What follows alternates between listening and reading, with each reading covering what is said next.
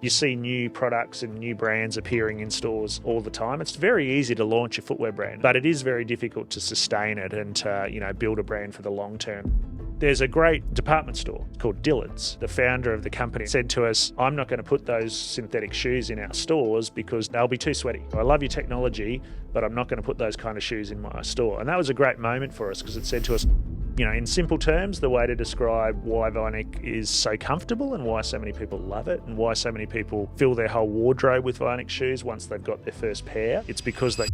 Welcome to the Comfort Walk and Talk, where every step towards comfort is a step towards a healthier you. We're your hosts, Ash, Jeff, and Ben. Together, let's walk the talk, transforming your lives from the ground up. Welcome, everyone, to the next episode of Comfort Walk and Talk.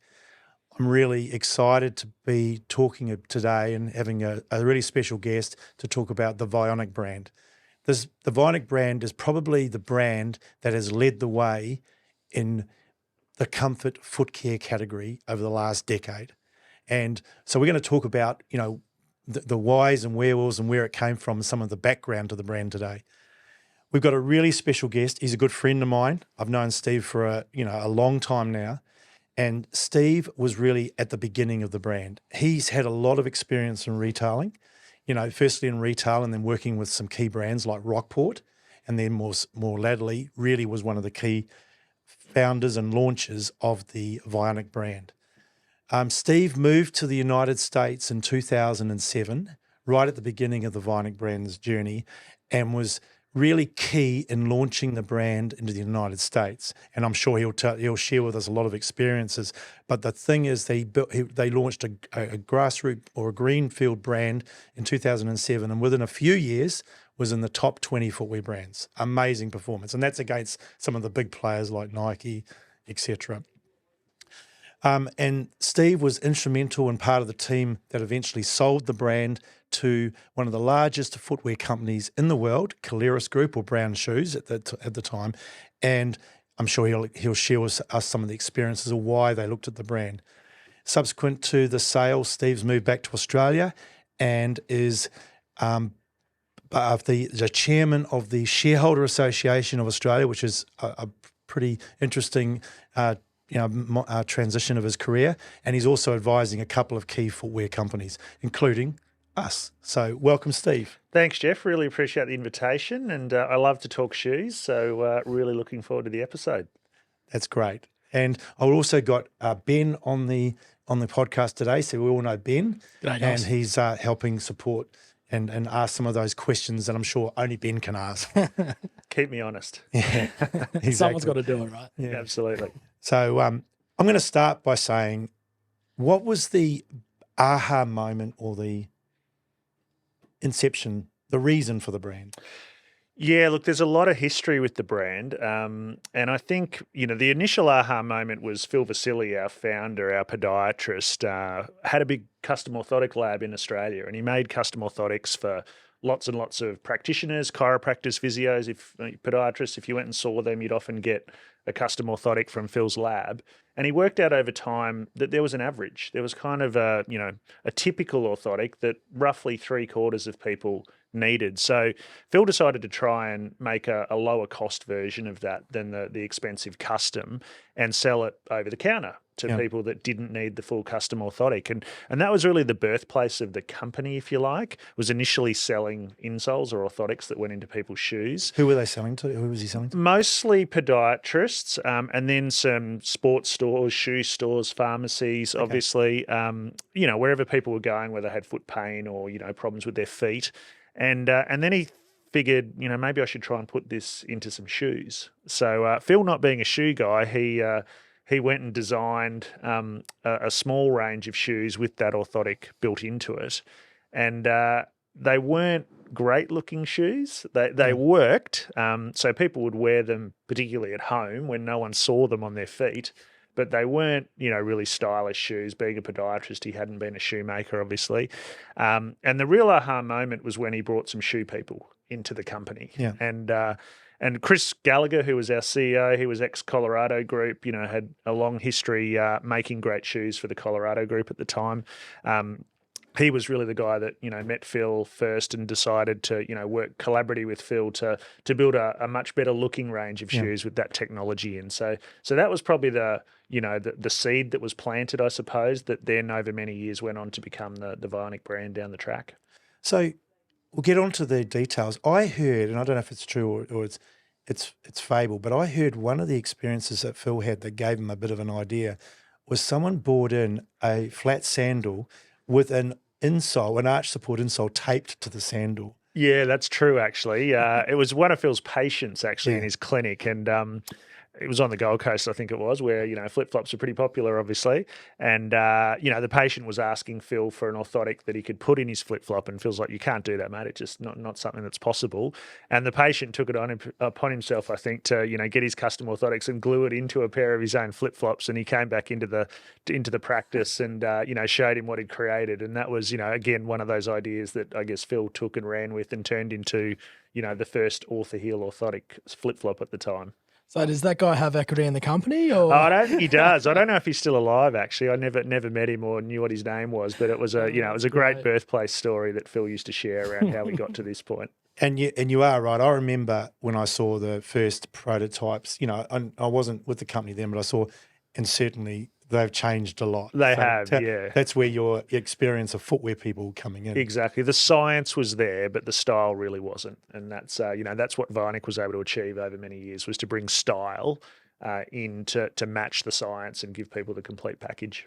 So what would you say the core function of a Vionic shoe has that makes it different? Yeah, well, in simple terms, it's giving you back your footprint. So if you look at a really good orthotic, it looks a lot like a footprint. It kind of looks like your foot does on the beach if you're on the sand. And when you really look at the contour of the insole or the support that's in a Vionic shoe, it looks like a footprint, a natural footprint.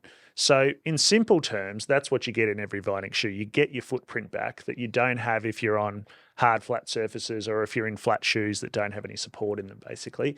So that's in simple terms, the way to describe why Vionic is so comfortable and why so many people love it and why so many people fill their whole wardrobe with Vionic shoes once they've got their first pair. It's because they get that footprint back in all of the shoes. And it doesn't look like a medical shoe or an orthopedic shoe. It looks like a regular, casual, active, dressy shoe, whatever you're looking for, with that inbuilt technology hidden underneath. So is the arch support or the footprint in the Vionic shoe, is it okay for a big part of the population? Yeah, it is. As I said, Phil based the contour on the average custom orthotic that was going through his lab. So it works for about 3/4 of people, basically. Roughly, That's 3/4 of the population, have that basic rolling in or flattening of their foot. And the orthotic that's in the Vionic shoes is based on that average. So, roughly 3/4 of people find it really helpful, supportive, comfortable. It's not going to wreck your feet if you don't need an orthotic or anything like that. It's almost like taking an aspirin for a headache you don't have, as an analogy. It's not going to, make you better. It's also not going to make you worse. So if you don't really need the support, it just feels like a footprint again. If you do need the support, that's when you really notice the difference versus your flat shoes or the hard flat floors that you might have been walking on. Okay. So one of the great things about the Phil Vasili story as well is that we kind of glossed over there is before he decided to make that heat molded orthotic, his big invention in ortho-heel, going and seeing your podiatrist, getting those custom orthotics made up was a couple of $100 just for the orthotic alone without the footwear. And the rest. Yeah. So really kind of opening that up to everyone who might have foot problems to that technology. That's right. Yeah, so it's a bit inspiring. You love to see that in Vionic. Yeah, absolutely. And Phil always told the story that, the Ortho-heel brand actually started in the early 90s and we actually had a pretty tough recession in Australia in the early 90s. And despite that, the sales of Ortho-heel really boomed. And I think the reason Phil always put it down to was that it was low cost. It was a really affordable way for people to get some support and some relief versus the really expensive custom orthotic if they couldn't afford it or their health fund wasn't covering it or whatever it was. So it is a much lower cost alternative than the custom. If someone needs a custom orthotic, of course they should go and get a custom orthotic. But most people don't need a fully customized orthotic. They can get away with just the average, footprint basically that's in the Vionic shoes. So tell me a little bit about, you mentioned Ortho-heel and we're talking Vionic. Yes. Tell me a little bit about the relationship with Author Heel and Vionic. Yeah, so it's an interesting story. I mean, Author Hill was the original brand name, the retail brand name that consumers would go into their pharmacy or the sports store and buy. And, we loved the brand name, and it was a really, successful brand at the time. But when we got to the US, we actually launched it as Author Hill as well, because that's what the company and the brand was called at the time. And after a couple of years, we realised that we were making more and more stylish shoes. We were getting really good feedback from consumers. Consumers were loving the products that we were delivering, but we were getting more and more feedback that, the shoes are getting more stylish and the Author Hill name doesn't really make as much sense on a stylish, sandal or a dress shoe or a ballerina or whatever it might have been. So we really wrestled for about 6 months with this idea of, should we change the name of the shoe? We've got lots of loyal customers that love Author Hill. Is it a smart decision to change the name? And as I said, over about 6 months, we decided we were going to do that. We did a lot of, chatting with our customers and chatting with our retailers, and made the bold decision to change the brand name of what was at the time a fast-growing, successful brand. And we changed it to Vionic. And the reason it was called Vionic was really the V for Vasily. And then the ionic was kind of like, bionic almost, or biomechanical, that idea of movement and support. And it was, we thought it was a nice name, and also a name that no one else was using, obviously, which is important when you're talking about brand names. So so that's really was the decision to change the name from Author Hill to Vionic. And we spent a few years explaining that to people, that if you've had an Author Hill shoe before, the Vionic shoe is the same shoe. It's just a different name, basically. So it took us a little while to explain that. But after a couple of years, I think most people had forgotten about the Author Hill name at that point, and they were just, that's in the US. Knowing Vionic in the US, exactly. And of course, we run Author Hill still runs as Shoal in Australia, exactly. and then there's Vionic as well. Yeah, that's so right. Two different. But they're similar technologies. That's right. It's the same kind of contour and idea in both brands, really, isn't it? So you're getting the best of both worlds, whichever way you go. Yeah. Now, I heard when I, obviously at the time you launched into the US, one of the things that is one of those stories that's really is still amazing, and I really want you to, tell our audience about it because it's fundamental, is that you arrived in the US and you had one style, or maybe two. You tell me, which is unheard of for a footwear brand, right? And you'd ordered some product, and then the GFC hit. That's right. So take us from that, because that's fundamental to the brand. Yeah, look, our timing wasn't great. So we decided early 2007 to move to the US, and I think I was the second person there, along with Bruce, who was the first person to head over there. And then, a few months later, the GFC really kicked off. And we kind of, tossed and turned about what should we do? Should we pack up and go back to the safety of Australia and back to all of our friends and family, or should we stick it out? Fortunately, we decided to stick it out. And it was a pretty tough first 12 months when, everyone was doing it pretty tough, or most people were doing it pretty tough through that GFC period. But we were lucky that we had a couple of retailers and a few of our medical partners that were supporting us with those couple of shoes that we decided to launch the brand with. It was the flip-flop and the slide, so not particularly expansive or complicated range for people to get their head around.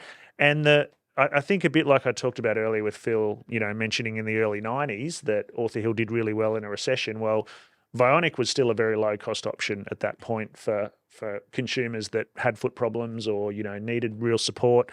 So we actually did quite well even during the GFC. The sales were quite good in that first 12 months, and that gave us the confidence, obviously, to keep going and really start expanding the range from there.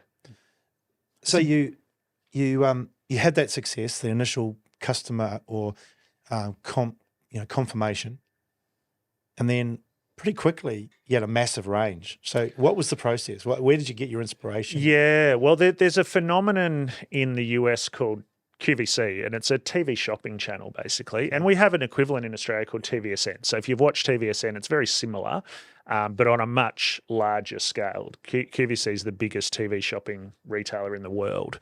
And basically, we decided to put our Vionic flip-flop on the QVC channel for about 5 minutes. Yeah. And they placed what was a pretty big order for us at the time. And we flew over. Phil went over to Philadelphia, where QVC's based, and decided to launch the brand to millions of households across America that were watching QVC. And fortunately, the flip-flops sold out in about 5 minutes. So it was incredibly popular.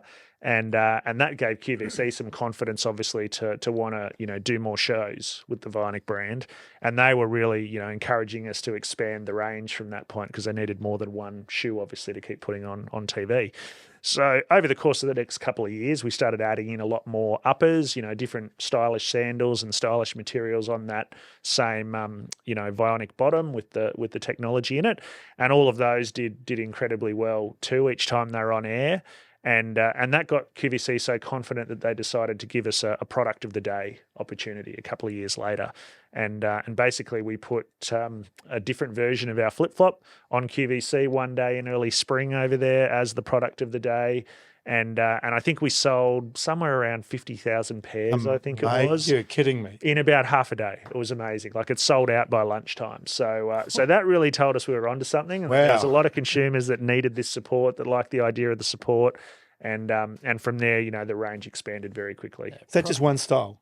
One style, yeah. I mean, it's amazing. 50,000 pairs of flip-flops sold in, in one half a day, basically. Product of half the day there. Yeah, it's change just the name. the scale's incredible. So yeah, it was a great confidence booster for everybody. Obviously, that consumers really liked what we were offering, and that the style and the price point and the support was striking a chord with Americans that had never heard of the brand before, obviously, until that point. So Amazing. So it's not the only time you guys have gone on TV. I've seen you've actually become one of Oprah's favourite things. Yeah, that's right. That's right. That was a few years later, probably 7 or 8 years into our journey. But if you aren't as familiar with that, every Christmas time, Oprah selects a range of products that she really thinks are wonderful and would make great Christmas gifts for people, and it's called Oprah's Favourite Things.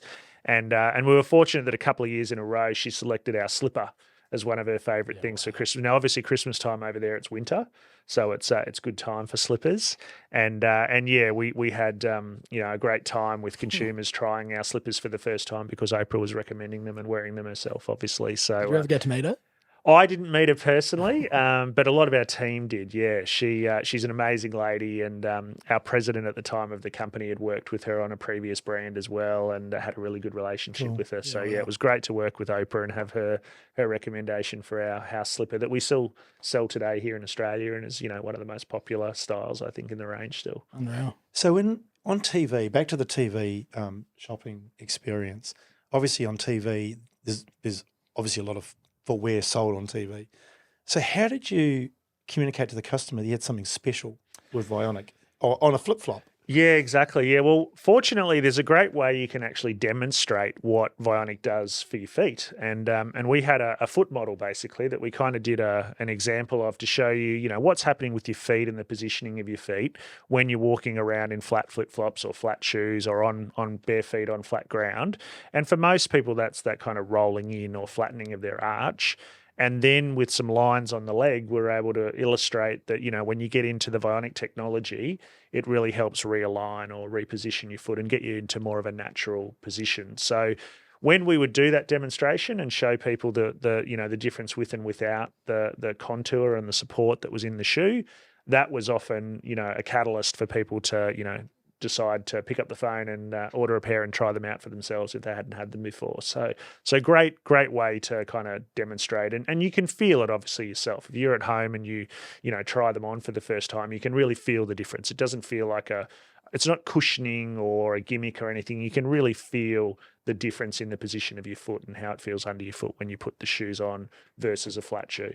And what is sort of alignment do from the basic practical perspective to someone? What does that sort of help? Yeah, well, there's obviously a chain reaction when you align or misalign someone's foot. So, if you think about it, our foot's, striking the ground or, impacting the ground, and then, the rest of our body normally follows. So when your foot rolls in, your leg rolls in, your hips tend to move forward or roll forward. So it's kind of a, leg bones connected to the hip bone kind of story. So there is a chain reaction, and that means if your foot's misaligned, obviously it can lead to other problems in your knees, in your hips, in your back, etc. And there's lots of reasons people get those aches and pains too, of course, but certainly misaligned or, a non-natural alignment of your foot can lead to those other kinds of aches and pains for some people. So basically, again, when you put that footprint back under your foot and give you back that kind of that more natural position that you'd be if you're on sand, soil, grass, where there's a bit of give in the ground, most people will feel the difference, and it can often help realign the whole body from there. So Vionic were one of were the first to implement that medical grade arch support into shoes. Since then, there's been a lot of competitors come out doing similar things. What could you say is the Vionic difference? What sets Vionic apart?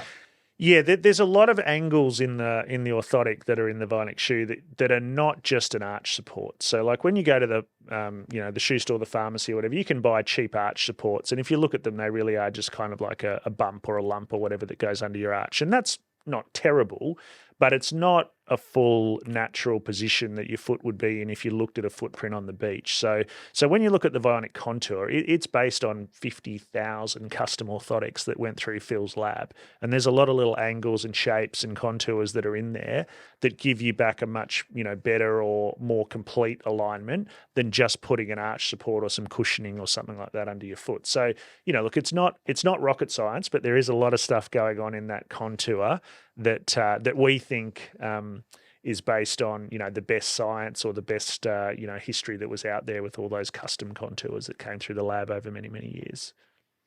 I guess related to that question is, you sold to one of the largest footwear companies in the world. Why did they buy Vionic? Well, there was a couple of reasons. The brand obviously had grown incredibly quickly, which was, a signal that consumers loved what we were offering. We had a great contour, but we were also putting a lot of really good styles onto that contour. So yeah, when we sold the brand, it was a tough decision because we were going really well, but it had also been, very a lot of hard work and pretty exhausting, going through such rapid growth for nearly 15 years, I think it was at that point. So they really wanted to buy the brand because they could see its potential and they could help us realize its potential in the US more than we could on our own, because they had, lots more distribution and lots more, production and design capabilities and all that kind of thing. So yeah, I think the main attraction was how well the brand was doing and how many raving fans we had. We had millions of customers that were, regularly and still do, write about how great an experience they've had with the product and what they love about it and why they want it in their closet. So I think, it was really the success of the brand and what they thought they could do to help us keep growing that was the catalyst for that decision. Right. And in terms of, when you said the company itself and growing, what would you say the secret ingredient of like the culture or the business philosophy was? Were these Aussies that went across to the US and actually were one of the few success stories of Aussies going into the US? Yeah, it's not easy. I mean, a lot of Aussie companies in all different industries go to the US and don't make it, and it is very competitive. Like, it is amazing how much competition, even just regionally, there'll be businesses and stores and, competitors that you've never heard of if you haven't been to that region of the country before. Well, I remember going to those shows. Exactly. And there's 2,000 footwear companies. That's right. Yeah. And that's one of the things I think in the footwear industry. It's very easy to launch a footwear brand. And that's why as a customer, you see new products and new brands appearing in stores all the time. It's not a very expensive industry to start a brand, but it is very difficult to sustain it and to, build a brand for the long term that consumers love. So you see a lot of brands disappear as well. You see a lot of fashion trends come and go, etc. And it's not a high growth industry, the footwear industry. It normally grows at 3 or 4% a year. So for a brand to be really successful, you have to be doing something different, and you have to be doing something that other brands aren't doing normally to survive. But I think, the real kind of one of the real catalysts for success culturally with the brand was we had a huge focus on our customers. We really focused on our customers. We read all the reviews. We looked at all the ratings. We looked at what the reasons, if customers were returning our shoes, what was wrong with them. And we were very quick to stop doing things. So if there was a new construction or a new material or a shoe that wasn't working, we'd take it out of our range very quickly so that customers didn't keep having a negative experience with that shoe. There's a great department store in the south of the US called Dillard's. Okay. And they're a little bit like David Jones here in Australia. And the president of Dillard's, the founder of the company, I remember sitting with him once, and we were presenting our new range of shoes to him, and we were using a lot of synthetic uppers on the shoes at that point in time because they were, lower cost, and that was the factory capability we had.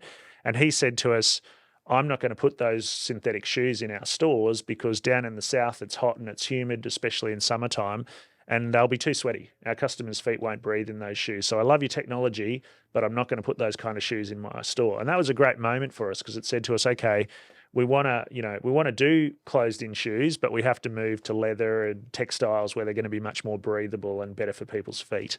So there's some examples like that where we decided to stop doing things to make shoes that customers were going to love, and whenever they didn't love the shoes, we took them out of the range very quickly and moved on to something else.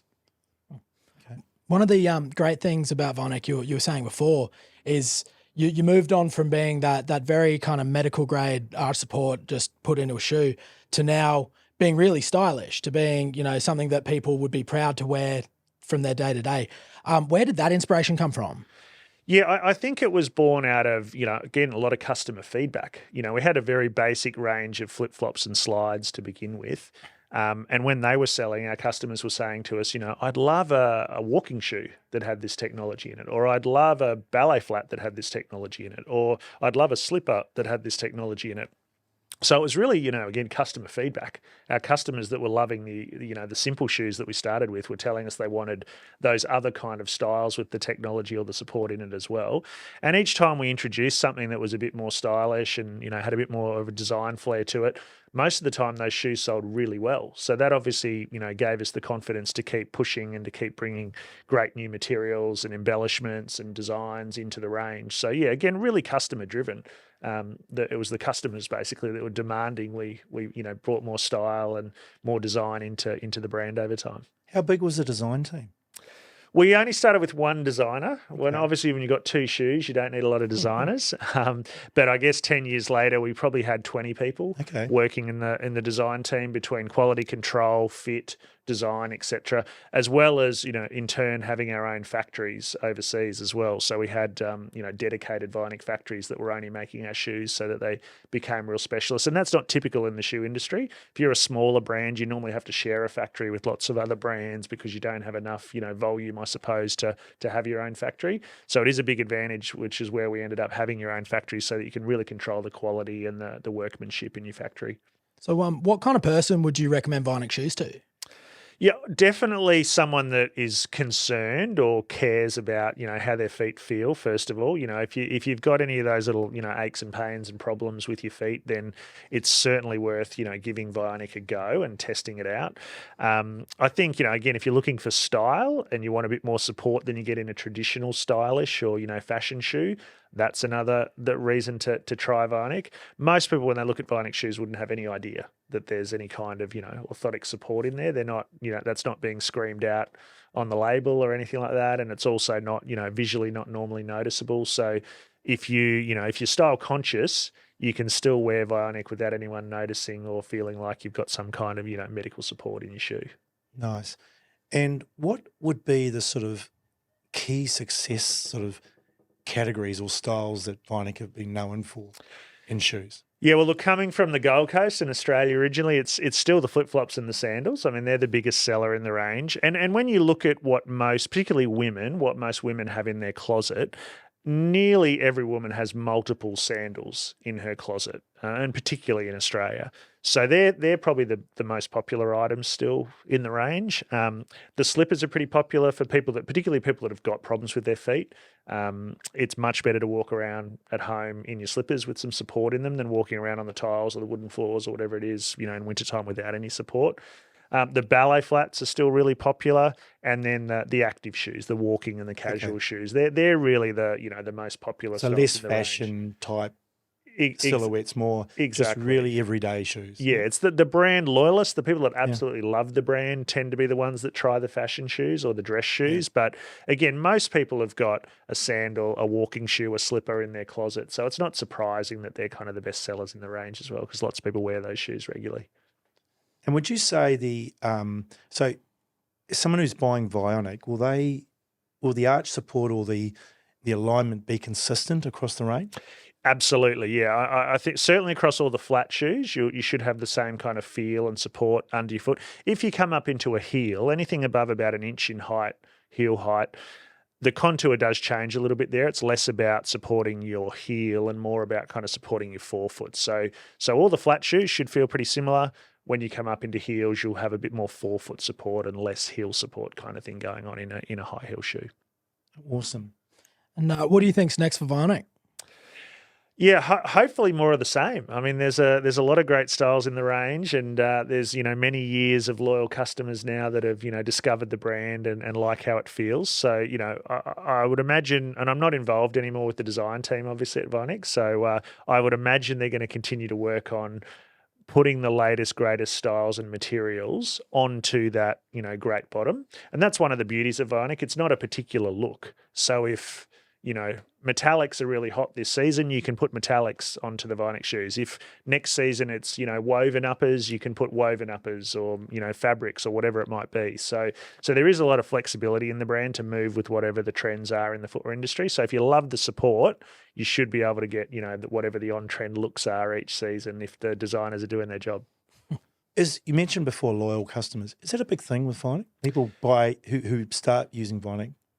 Absolutely, yeah. We called them our raving fans. There's a lot of really loyal customers that once they discover that support, they don't want to go back to unsupportive or uncomfortable shoes again. So our raving fans would normally fill their closet with Vionic shoes, and we still have lots of raving fans all over the world that hopefully are telling their friends and family about the experience they've had as well. After this podcast, we might have a few more, hey? Fingers crossed. Let's hope. Well, that's been a great discussion. I really have enjoyed it. I mean, I think hopefully our customers and listeners have learned a little bit more about Vionic, the ones that haven't experienced Vionic. For the Vionic brand in Australia, it can be found at leading shoe retailers. There's at least 4 TV shopping shows a year, and we have 2 great websites, vionicshoes.com.au and thecomfortco.com.au. So you can find everything you want to know about the brand and the different styles available today. But thanks, Steve. Really informative and helpful. My pleasure. And yeah, thanks so much for your support, and you're doing a great job with the brand in Australia. So yeah, much appreciated. Thank you very much. Cheers, listeners. See you next week. Thanks, Ben. Thank you for listening to the Comfort Walk and Talk. If this episode has stepped up your foot care game, we'd love your support with a 5-star review on Apple Podcasts and Spotify. And don't forget to subscribe on your favourite platform so you never miss a step on your journey to comfort. And for more insights, follow us at our social channels at the Comfort Walk and Talk. Walk comfortably until we meet again.